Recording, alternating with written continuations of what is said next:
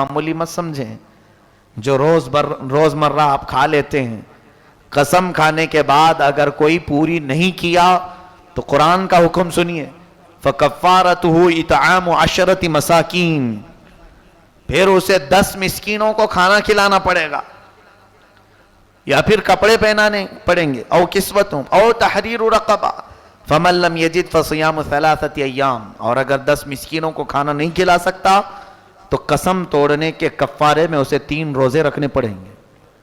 یہاں پتہ نہیں کتنے لوگ صبح سے شام تک ماں کی قسم، باپ کی قسم، اس کی قسم، اس کی قسم، یہ عادت سی ڈال لی ہے۔ اور حدیث پاک کے الفاظ یہ بھی سن لیجئے کہ منافق کی علامت یہ ہے کہ وہ ہر بات پر قسم کھایا کرتا ہے۔ منافق کی علامت کہ وہ اپنے کاروبار میں بیچنے کے لیے قسم کھا کر کے بیچتا ہے۔ لا تجعلوا اللہ عرضۃ لایمانکم، اللہ کو اپنی قسموں کا نشانہ نہ بناؤ، اللہ فرماتا ہے۔ قسم کھانے کی جو ضرورت ہے وہ بہت الگ چیز ہے، جہاں یقینی بات کہی جاتی ہے وہاں پر قسم یاد کی جاتی ہے۔ اب سنیے، نبی کی قسم ایسے نہیں ہوتی کہ کھا لیے اور چھوڑ دیے، ایسا تو چلتا رہتا ہے، نہ، اس کو پورا کرنے کے لیے بیٹھے۔ اب 100 کوڑے عورت کو ماریں گے تو مری جائے گی۔ بی بی رحمت اور اتنی وفا شعار خاتون کی بیماری میں بھی ساتھ نہ چھوڑی، لیکن کیا ہے، حضرت ایوب علیہ السلام نے جو کوڑے مارنے کی قسم کھائی اس کو پورا کرنے بیٹھے ہی تھے کہ اللہ تعالیٰ کو رحم آیا، مولا تعالیٰ نے جبرائیل امین کو بھیجا، کہا ہے جبرائیل جاؤ، میرا بندہ اپنی قسم پوری کر کے رہے گا، کیونکہ انہوں نے قسم یاد کی، قسم کھایا ہے تو یہ پوری کر کے رہیں گے۔ ان سے کہہ دینا خذ بیدک ضغطا فاضرب بہ ولا تحنث انا وجدناہ صابرا۔ اللہ فرماتا ہے ایوب سے کہنا ایک جھاڑو لے لے جس میں 100 کاڑیاں ہوتی ہیں، ایک بار بی بی رحمت کو مار دے، اس کی قسم پوری ہو جائے، 100 کوڑے کے برابر۔ یہ رب تبارک و تعالی ہے، جب وہ چاہے اپنے معاملات میں تخفیف اور آسانی بھی فرما دے۔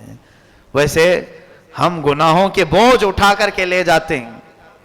آج قرآن کی ایک آیت میں پڑھ رہا تھا جس میں اللہ تبارک و تعالی فرماتا ہے وَسِيقَ الَّذِينَ كَفَرُوا إِلَى جَهَنَّمَ زُمَرًا، کھینچ کر کے لایا جائے گا کافروں کو، حَتَّى إِذَا جَاءُوهَا فُتِحَتْ أَبْوَابُهَا، جب وہ قریب آئیں گے دروازے کھول دیے جائیں گے، وَقَالَ لَهُمْ خَزَنَتُهَا، اور جہنم کے جو دربان کھڑے ہوں گے وہ ان سے کہیں گے، کافروں سے، جہنمیوں سے، أَلَمْ يَأْتِكُمْ رُسُلٌ مِّنْكُمْ، کیا تمہارے پاس اللہ کے رسول نہیں آئے تھے؟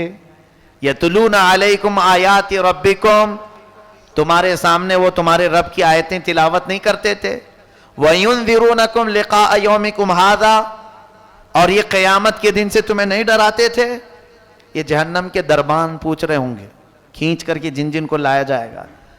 اب وہ کیا کہیں؟ قالوا بلا ولکن حقت کلمۃ العذاب علی الکافرین، کہیں گے ہاں آئے تو تھے لیکن کیا کریں، افسوس کہ عذاب ہم پر مسلط ہو گیا ہے۔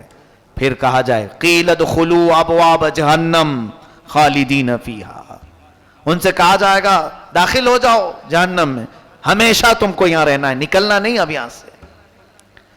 پھر دوسری آیت وسیق الذین اتقوا ربهم الی الجنۃ زمرا، کچھ متقی پرہیزگاروں کو بھی کھینچ کر کے جنت پہ لے آیا جائے گا، ان کو بھی پکڑ کر کے لے جانے کی بات ہے۔ یہ بعض بندے ہیں جنت میں ان کو کھینچ کر کے لے جایا جائے گا، کیونکہ وہ کہیں گے ہم جنت کے لیے عبادت نہیں کرتے تھے، ہم اللہ کے لیے کرتے تھے۔ کچھ ایسے مخلص بندے ہوں گے، اللہ تعالیٰ ان کو فیصلہ سنا دے گا جاؤ تم نے جو عبادت کی اس کے بدلے میں تمہیں جنت ہے، وہ کھڑے ہو جائیں گے میدان میں محشر میں، نہیں ہم جنت کے لیے نہیں عبادت کرتے تھے، ہم تیری رضا کے لیے کرتے تھے۔ تب حکم ہوگا پکڑ کر کے لے جاؤ ان کو۔ وسیق الذین اتقوا ربهم الی الجنۃ زمرا حتی اذا جاءوها فتحت ابوابها، اب جب یہاں آئیں گے تو اس کے بھی دروازے ان کے لیے کھول دیے جائیں گے۔ وقال لهم خزنتها، اب جنت کے جو دربان فرشتے ہیں وہ کیا کہیں گے؟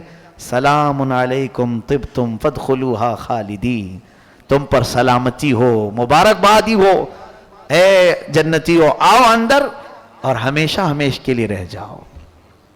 اب پھر وہ کیا کہیں گے جنتی؟ وقالوا الحمدللہ، وہ کہیں گے اللہ کا شکر ہے، ہم سے اللہ نے بڑی آفت کو دور کر دیا۔ اب یہ تفسیر میں بتاؤں، اس آیت کو پڑھتے وقت میدان میں کھڑے ہیں، اعمال دیے جا رہے ہیں، بندہ جو ہے اپنے اعمال پڑھنے میں مصروف ہے، تو جیسے ہی نیکیاں پڑھنے کا حکم دیا جاتا ہے پہلے اس کو، تو اپنی اچھائیاں پڑھتا رہتا ہے۔ یوم تبیض وجوہ، یہ بھی قرآن میں، اس کا چہرہ ایک دم چمک جائے گا، یعنی سفید، اور اس کے بعد وہ ہنستا مسکراتا پڑھتا جا رہا ہے۔ رب تبارک و تعالی اس سے پوچھتا ہے یہ تیرے اعمال جو تو نے پڑھا تو اس سے خوش ہے؟ وہ کہتا ہے ہاں مولا خوش ہوں۔ اللہ فرماتا ہے میں نے قبول کر لیا ہے، یہ تیری نیکیاں قبول کر لیا، اس لیے اس میں ہے یہ۔ اچھا اور آگے پڑھ، پھر آگے پڑھے گا، اب اس کی برائیاں شروع ہو جائیں گی۔ اب جب برائیاں پڑھنے لگے گا، تسود وجوہ، کالا ہونے لگے گا چہرہ، شرمندہ ہونے لگے گا، اب اس کے ہاتھ پیر کانپنے لگیں گے۔ رب تبارک و تعالیٰ فرماتا ہے کیا ہوا؟ ان تمام چیزوں سے تجھے پریشانی ہو رہی ہے؟ وہ رونے لگے گا اور سر نہیں اٹھائے گا، اے رب العالمین مجھے ایسا لگتا ہے کہ میری نیکیوں پر یہ بھاری ہو جائیں گے، یہ غالب آ جائیں گے۔ رب تبارک و تعالیٰ فرماتا ہے اب یہی چیز میں بتانا چاہتا ہوں کہ وہ قادر مطلق ہے، جب جسے جیسا چاہے حکم فرمائے۔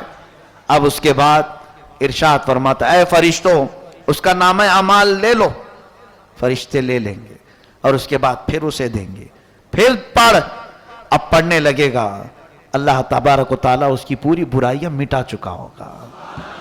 یمحو اللہ ما یشاء ویثبت، یہ بھی ہے اللہ جو جو چاہے گا وہ مٹا دے گا اور جتنا چاہے گا اتنا باقی رکھے گا۔ اب پھر اس سے کہا جائے گا پڑھو، وہ کہے گا مولا اب بھی جو پڑھ رہا تھا وہ کہاں چلی گئی، جو میری برائیاں تھیں وہ کہاں چلی گئی؟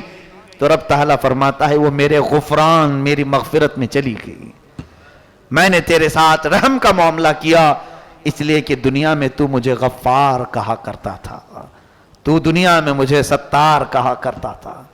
میرے عزیزو یہاں پر حضرت ایوب علیہ السلام کی بیوی پر بڑا حکم تھا 100 کوڑے مارنے کا، لیکن اللہ نے اس کو تخفیف میں لایا، آسانی پیدا کی۔ بہرحال آج طاق رات ہے۔